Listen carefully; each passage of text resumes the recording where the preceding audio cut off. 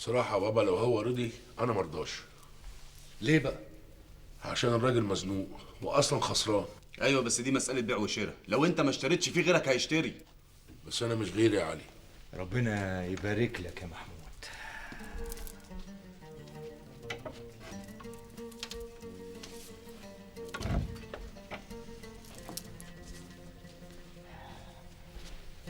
خد يا محمود.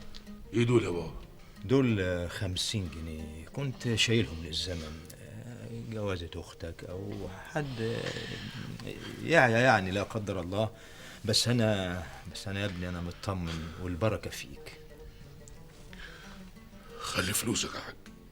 محمود اسمع كلامي مرة. حاضر يا بابا.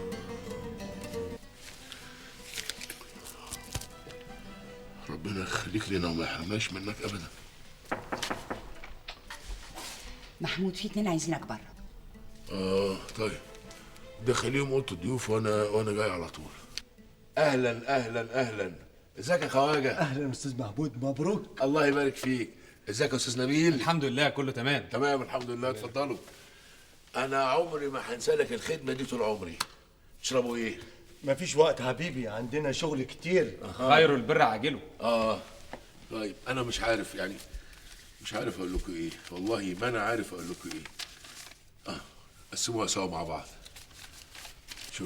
شكرا يا حبيبي. العفو يا حبيبي. السلام عليكم. مع السلامه. الف سلامه. انت فاهم حاجه؟ سلامة. لا ولا فاهم مين دول ولا ايه حكايه الفلوس اللي اداها لهم. عشان ما تسالوش كتير، نبيل ده صحفي بجريده المصري اللي كتب خبر تصدير القطن. اما بقى اللي الف الخبر فهو الفقير لله اللي قاعد قدامكم ده. ايوه الخواجه ده بقى اللي سخن السوق، رفع سعر السهم للسما. يا ابن اللعيبه. الله. شوقي قال لي اشاعه تعلي السهم، اشاعه تجيبوا الارض. قلت بدل ما استنى ظروف تخلي سعر القطن يزيد اخلى انا الظروف والاشاعه. ايه رايكم في اخوكم بقى؟ استاذ والمرسي يا ابو العباس. شابوه شابوه يا محمود بيه. محمود بيه ايه؟ محمود باشا. بس بالمناسبه محمود، انت متاكد ان المركب ما بعتش؟ ودي حاجه تفوتني برضه يا علوه. بقى انا هجري الجري ده كله عشانها وما اعرفش مصيرها ايه؟ ده انا محمود المصري يالا. معلش بقى، عوضك على الله يا خواجه كريستو. حبيبي دي تسوى 1000، ازاي ابيعه ب 300؟ حبيبي للضروره احكام. ما تحضرنا يا خواجه جوني. أنا مش عارف نقول حاجة. مستر حسين، أنت عندك استعداد تدفعي 100 جنيه كمان زيادة عشان خاطر أنا؟ لا خواجه، خاطرك على عيني وراسي، بس منين يعني؟ وبعدين انا جديد في الشغلانه يا جدعان. بقول لكم ايه؟ لا مؤاخذه بين البايع والشاري يفتح الله. يفتح الله الفلوس دي تطلع من هنا. يا خواجه كريستو، المركب دي تعبانه عايزه اتصالات ياما. يا عم قول مبروك.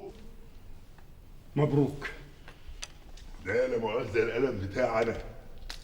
تمضي وتاخده معاك وانت مسافر تذكار يعني.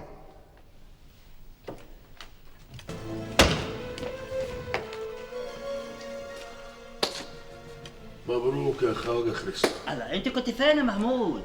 كنت بدور على مشتري للمركب، بس واضح بقى ان اللي سبق كان النبأ.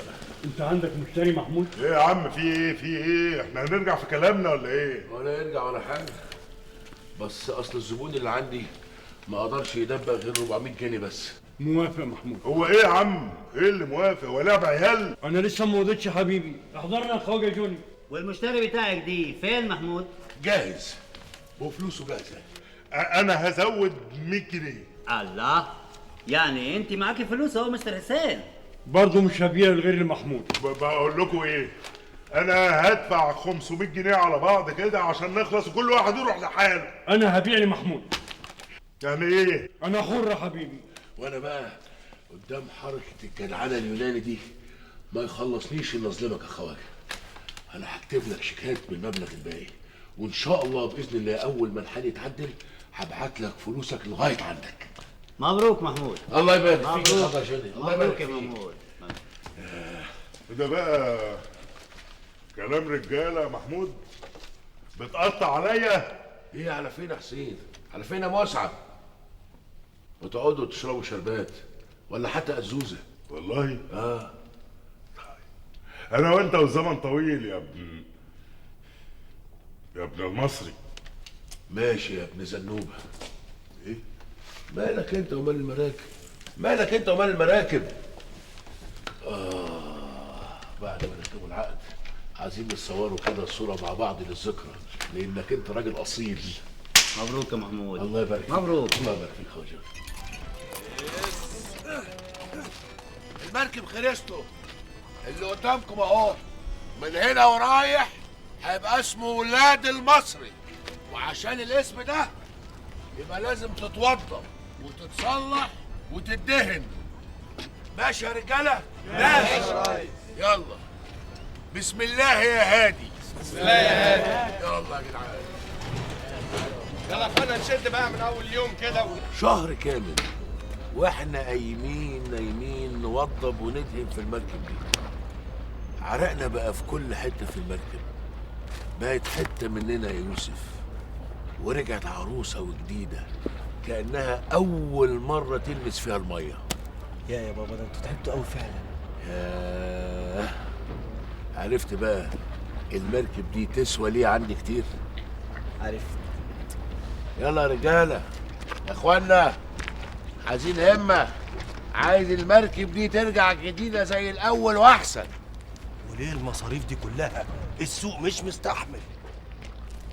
بقول لك ايه يا سي مصر، عمر يا باشا. انت شريكي ولا بتشتغل عندي؟ العفو يا باشا، لا شغال عندك. خلاص، اللي اشتغل عندي يسمع كلامي، فاهم؟ فاهم يا باشا. اتفضل. بقول لك عايز اسماء الناس اللي عندهم مراكب في اسكندريه. ليه يا باشا؟ تاني ليه؟ حاضر خلاص يا باشا بس. حضرتك يا بابا شغلت مسعد معاك ليه بعد كل اللي عمله ده؟ الدنيا يا يوسف مش ابيض واسود، قول عنده خبره، بينا عشره، ندل بس محتاج، وجايز بعد كل ده ابقى غلطان اني شغلته معايا، مين عارف؟ ايه يا محمود المصاريف دي كلها؟ المركب ما تسويش. بكره تساوي. في ناس صحابي في مؤسسه النقل البحري قالوا لي ان في مناقصه لنقل البضائع لروسيا. المناقصه دي محدش هيخش فيها غير القطاع الخاص. ليه؟ لان المراكب اللي هتودي البضاعه دي هترجع محمله باسلحه وقطع غيار عشان الحرب. يعني البضائع اللي رايحه تمويه للي جاي. معنى كده اللي عنده مراكب اكتر هو اللي هياكل الكحكه. ايوه بس مركبنا دي تيجي ايه جنب المراكب التانية؟ ما هو عشان كده انا طلبت من مسعد اسماء المنافسين عشان ندرس السوق، بس ما قلتلوش على اللي في دماغي. محمود السوق ده احنا بعاد عنه وما نفهمش فيه حاجه. ما احنا لازم نفهمه بسرعه، عشان لو خسرنا القضيه في امريكا هنضطر ان احنا نقعد هنا. هو ورق القضيه فين؟ ورق القضيه عندك في مكتبك. اوكي انا هطلعه واكلم المحامي في الستيتس.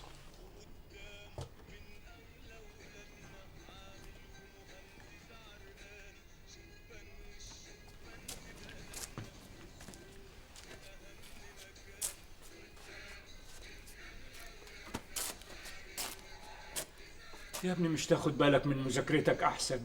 والله انا بنجح كل سنه.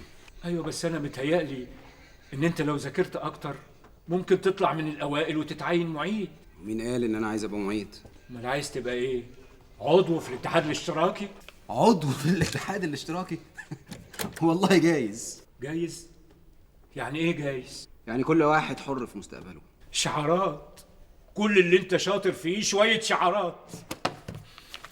اي عمل له قيمه واي اختراع او اي ثوره حتى تبتدي بشعار. ثوره؟ يا ابني بص حواليك وشوف الدنيا عامله ازاي.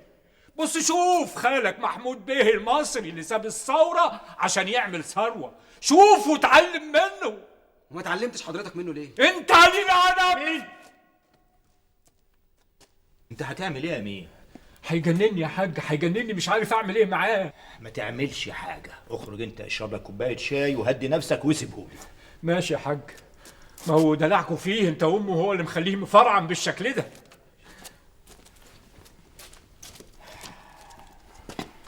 انت مش هتكبر بقى يا باشمهندس احمد؟ بيستفزني يا جدي، بيستفزني. كل دقيقه نصيحه، كل دقيقه نصيحه. انت بتفكرني بخالك محمود تاني. بقول لك ايه يا باشمهندس، الانسان كل ما يكبر كل ما مخه بيكبر، واللي انت شايفه النهارده اسود بكره هيبقى ابيض.